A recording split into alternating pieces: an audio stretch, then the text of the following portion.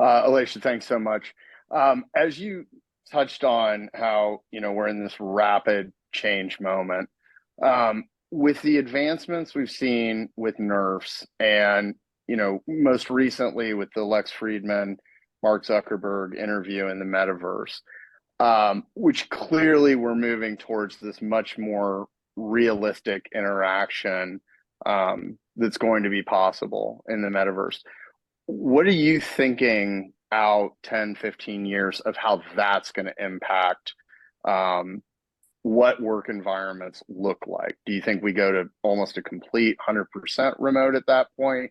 Do you think that's going to help with connection where, I think Zoom really kind of fails, quite frankly? And any other thoughts you might have on that topic, I'd love to hear.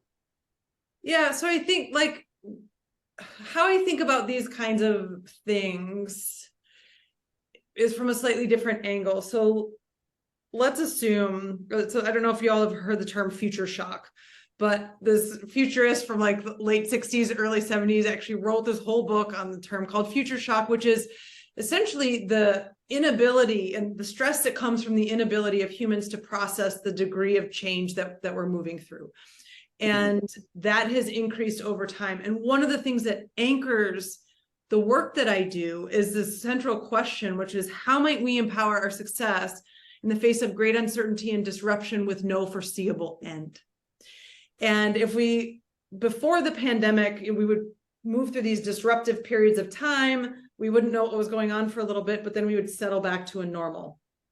Now we're just getting stacks on stacks on stacks of disruption, and there is no settling back to normal.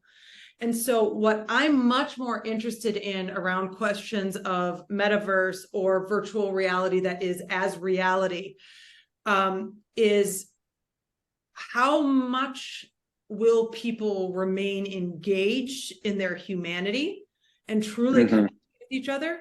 Or how much of us, because we literally cannot process it, how much of computer interface and input becomes like a drug so that we don't need to worry about or feel the stresses of so much change.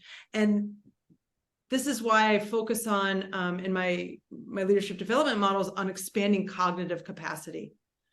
Because if we can stretch, or if, better said, we revolutionize the way that we as trailblazing leaders understand, train, and fuel our leadership, and can move business beyond just the brain into all three of our main neural networks, brain, heart, gut, we have a much better chance of thriving as all of this stuff changes. So yes, the metaverse, as we move out of the trough of deception and into it being something that we're actually going to live in with and coexist with, I don't even want to say concern, but like where I see the opportunity is each and every one of us, but then helping others expand that cognitive capacity so that we don't have the desire to completely tap out, because it will be here. Yeah. Thank you so much.